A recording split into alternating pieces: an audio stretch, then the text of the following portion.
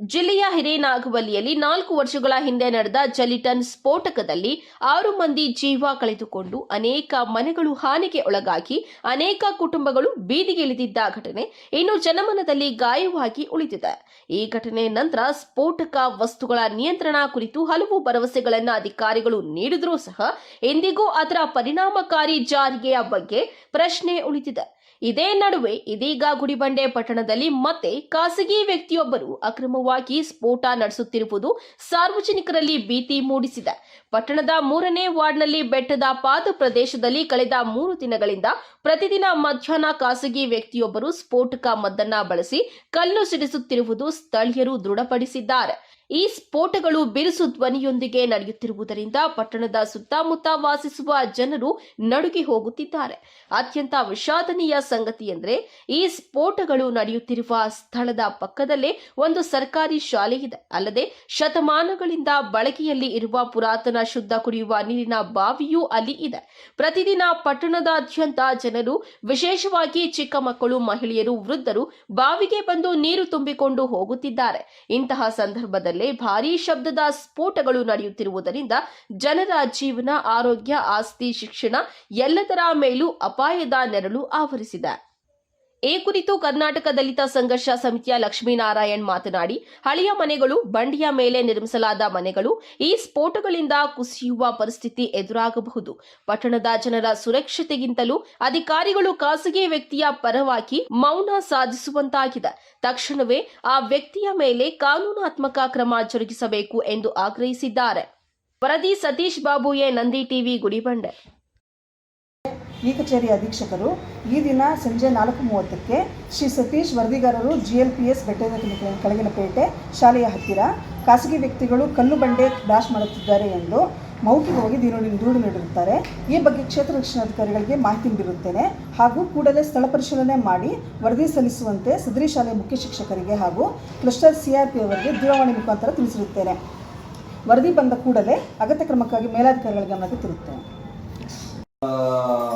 ఏమన్నా సౌండ్లు వచ్చినాయి డమా డమా అని ఎంచేపులా అన్న ఎంచేపులా అయినా నాకేం తెలీదు డబార్ మనే భయంకరంగా సౌండ్ వచ్చినా ఏమన్నా అదిరింది ఏమన్నా అయినా రూమ్ ఏమన్నా అదిరిందా లేదు ఎక్కడ అక్కడ సౌండ్ వచ్చింది దారులు పక్కలన్నా అయినా సౌండ్ వచ్చినా వాళ్ళు రియాక్ట్ పెట్టింది అదే బండ అటో బొమ్మ ఏట్ పెట్టింది నేను దీస వాళ్ళు జేసీపీలో చేశారు కదా అలాగే చేశారు ఆ గుండె గేట్ పెట్టింది అది ఏట్ పెట్టిండ్రమ్మ అయ్యో రామ ఎన్ని కితాలు నేను దీని పెట్టింది ఉల్లా ఎన్నిసార్లు వచ్చేది సౌండ్ ఒకే కిత్తా నేను దమ్మని మేము ఏమో పైన పట్టు మాకు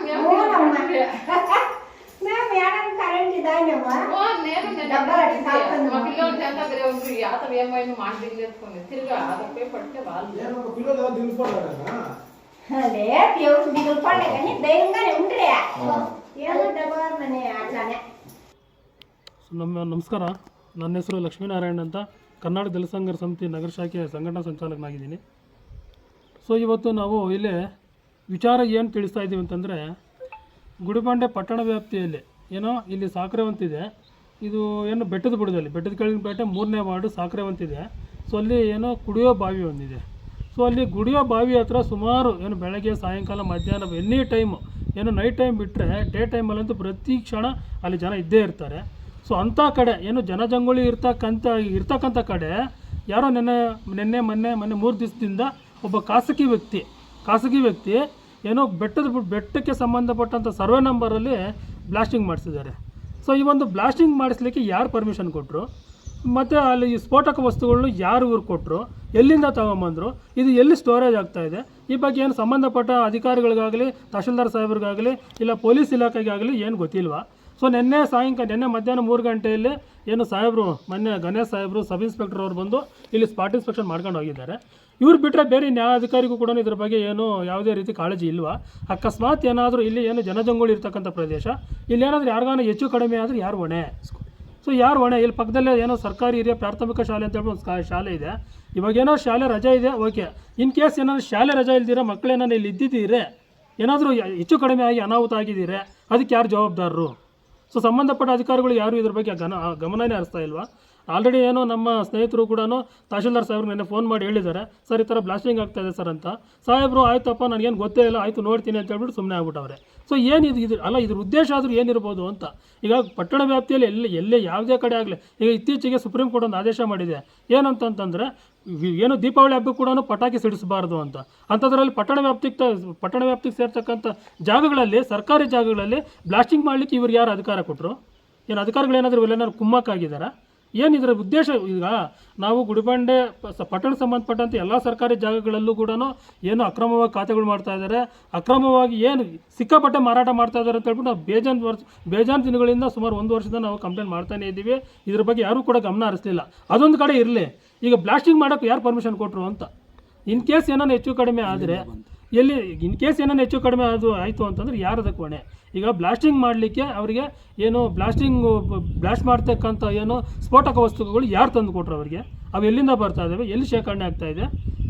ಇದು ಏನು ಇದ್ರ ಬಗ್ಗೆ ಯಾವೊಬ್ಬ ಅಧಿಕಾರಿ ಕೂಡ ಇದ್ರ ಬಗ್ಗೆ ತಲೆ ಕೆಡಿಸ್ಕೊಳ್ಳಿಲ್ಲ ಅಂತಂದರೆ, ನಾಳೆ ಗುಡಿಬಂಡೆ ಪಟ್ಟಣ ವ್ಯಾಪ್ತಿಯಲ್ಲಿ ಏನು ಜನಜಂಗುಳಿ ಮನೆಗಳು ಇರ್ತಕ್ಕಂಥ ಕಡೆ ಸ್ಫೋಟ ಮಾಡ್ತಾರೆ, ಅವು ಕೇಳಲ್ವಾ ನೀವು?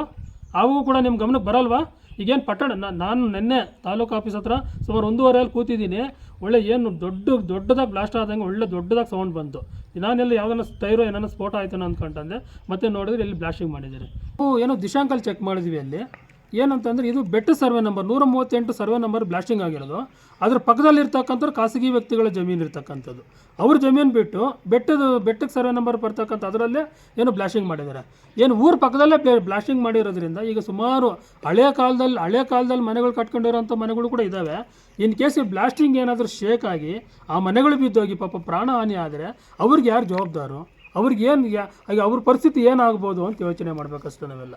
ಸೊ ಈಗಿರುವಾಗ ಇನ್ ಕೇಸ್ ಏನಾದರೂ ಅಧಿಕಾರಿಗಳೇನಾದ್ರು ಎಚ್ಚೆತ್ಕೊಳ್ಳಿಲ್ಲ ಅಂತಂದರೆ, ಅವ್ರ ಮೇಲೆ ಸೂಕ್ತ ಕಾನೂನು ಕ್ರಮ ತಗೊಂಡಿಲ್ಲ ಅಂತ ನಾವು ಮುಂದಿನ ದಿನಗಳು ಉಗ್ರವಾದ ಹೋರಾಟ ಮಾಡ್ತೀವಿ ಅಂತ ಹೇಳ್ಬಿಟ್ಟು ಈ ಒಂದು ಎಚ್ಚರಿಕೆ ಕೊಡ್ತಾ ಇದ್ದೀವಿ ವಿಡಿಯೋ ಮುಖಾಂತರ.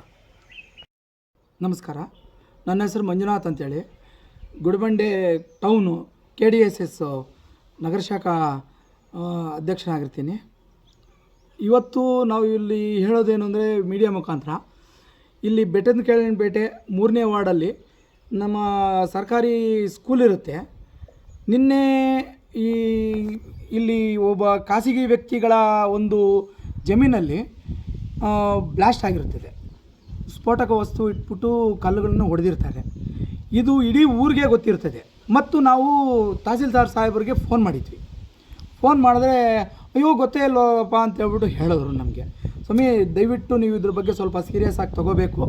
ನೀವು ಇದ್ರ ಬಗ್ಗೆ ಸ್ಪಾಟ್ ಮಾರ್ಜರ್ ಮಾಡಬೇಕು ದಯವಿಟ್ಟು. ಹತ್ರ 3ನೇ ವಾರ್ಡಲ್ಲಿ ಸ್ಕೂಲ್ ಪಕ್ಕದಲ್ಲೇ ಇದು ಆಗಿರ್ತದೆ. ಇವತ್ತು ಸ್ಕೂಲ್ ಇಲ್ಲ, ಪಕ್ಕದಲ್ಲಿ ಒಂದು ಬಾವಿ, ಕುಡಿಯೋ ನೀರು ಬಾವಿ ಇರ್ತದೆ. 24 ಗಂಟೆ ಅಲ್ಲಿ ಬಟ್ಟೆ ಒಗೆಯೋದಕ್ಕೆ ನೀರು ತೊಗೊಂಡು ಬರೋದಕ್ಕೆ ಜನರು ಬರ್ತಾ ಇರ್ತಾರೆ. ಸ್ವಾಮಿ, ನಮ್ಮ ಅದೃಷ್ಟ ಯಾರಾದರೂ ಸತ್ತೋಗಿದ್ರೆ ಮಾತ್ರ ಅಧಿಕಾರಿಗಳು ಬರ್ತಾರಾ? ಸತ್ತೋಗಿಲ್ಲ ನಮ್ಮ ಅದೃಷ್ಟ. ಇಲ್ಲ ಅಂದರೆ ನಾಳೆ ಬೆಳಗ್ಗೆ ರಾಜಕೀಯ ವ್ಯಕ್ತಿಗಳು ಮತ್ತೊಬ್ಬರು ಪ್ರಭಾವಿಗಳು ಎಲ್ಲರೂ ನಮ್ಮವ್ರು ಸತ್ತೋಗಿದ್ದಾರೆ ಬರ್ತಾರೆ. ಇದಕ್ಕೆ ಯಾರು ಹೊಣೆಗಾರರು? ನಮ್ಮ ತಹಸೀಲ್ದಾರ್ ಸಾಹೇಬರು ನಿನ್ನೆ ನಾವು ಮಧ್ಯಾಹ್ನ ಆಗಿರೋದು 1:30 ತಹಸೀಲ್ದಾರ್ ಸಾಹೇಬರು ಕೂಡ ಅಲ್ಲಿ ನಮ್ಮ ಹುಡುಗರೆಲ್ಲ ಅಲ್ಲಿ ಇದ್ದರು. ಅವ್ರಿಗೂ ಅಲ್ಲಿ ಶಬ್ದ ಬಂತು ಅಂತೆ. ನಮ್ಗೆ ಹೇಳಿದ್ರು, ನಮಗೂ ಯಾಕಂದರೆ ತೋಟದಲ್ಲಿ ಕೆಲಸ ಮಾಡುವಾಗ ನಮಗೂ ಅದು ಶಬ್ದ ಬಂತು. ಏನಾಯ್ತಪ್ಪ, ಏನೇನೋ ಟ್ರಾನ್ಸ್ಫರ್ ಡಬ್ಬ ಹೊಡೆದಾಯ್ತು ಹಂಗೆ ಅಂದ್ಕೊಂಡ್ವಿ. ಮತ್ತು ಪರಿಶೀಲನೆ ಮಾಡಿದಾಗ ನಾವು ಪಕ್ಕದಲ್ಲಿರೋರು ತೋಟದವರೆಲ್ಲ ನಾವೆಲ್ಲ ರೈತರುಗಳು ಕೇಳಿದಾಗ ಏನೋ ಶಬ್ದ ಬಂತು ಅಂತೇಳ್ಬಿಟ್ಟು ಜೋರಾಗಿ ಅಂತೇಳ್ಬಿಟ್ಟು ಹೇಳಿದ್ರು. ಈ ಸಂಬಂಧಪಟ್ಟ ಅಧಿಕಾರಿಗಳು ಯಾರೇ ಆಗಲಿ, ಇಲ್ಲಿ ಇಷ್ಟವರೆಗಾಗಲಿ ಸಬ್ ಇನ್ಸ್ಪೆಕ್ಟರ್ ಗಣೇಶ್ ಸಾಹೇಬರು ಬಿಟ್ಟರೆ ಇನ್ಯಾರೂ ಬಂದಿಲ್ಲ. ತಹಸೀಲ್ದಾರ್ ಸಾಹೇಬರು ಬಂದಿಲ್ಲ, ಸಂಬಂಧಪಟ್ಟ ಬೇರೆ ಅಧಿಕಾರಿಗಳು ಯಾರೇ ಆಗಲಿ ಬಂದಿಲ್ಲ. ಟೌನು RI ಕೂಡ ಬಂದಿಲ್ಲ. ದಯವಿಟ್ಟು ಇದ್ರ ಬಗ್ಗೆ ನೀವು ತೀವ್ರವಾಗಿ ಖಂಡಿಸ್ತಾ ಇದ್ದೀವಿ. ನಾಳೆ ಬೆಳಗ್ಗೆ ಇದ್ರ ಬಗ್ಗೆ ಆ್ಯಕ್ಷನ್ ತೊಗೊಳ್ಳದೇ ಇದ್ದರೆ ನಾವು ಉಗ್ರವಾದ ಹೋರಾಟ ಮಾಡ್ತೀವಿ. ದಯವಿಟ್ಟು ನಮಗೆ ನ್ಯಾಯ ಕೊಡಿಸಿ. ನಾಳೆ ಬೆಳಗ್ಗೆ ಏನಾದರೂ ಸತ್ತರೇನೇ ನೀವು ಬರ್ತೀರಾ, ಇಲ್ಲಾಂದರೆ ಬರಲ್ವಾ? ದಯವಿಟ್ಟು ಈ ಮೀಡಿಯಾ ಮುಖಾಂತರ ನಾವು ಕೇಳ್ಕೊಳ್ಳೋದು ಒಂದೇ, ಇದನ್ನು ನೀವು ಇವಾಗೇ ಸಂಬಂಧಪಟ್ಟ ವ್ಯಕ್ತಿಯನ್ನು ನೀವು ಕೂಡಲೇ ಕಾನೂನು ಕ್ರಮ ತಗೋಬೇಕು ಅಂತ ಹೇಳ್ಬಿಟ್ಟು ಈ ಮೀಡಿಯಾ ಮುಖಾಂತರ ನಾವು ಕೇಳ್ಕೊಳ್ತಾ ಇದ್ದೀವಿ ಸರ್ಕಾರಕ್ಕೆ ಮತ್ತು ನಾವು ಅಧಿಕಾರಿಗಳಿಗೆ. ನಮಸ್ಕಾರ.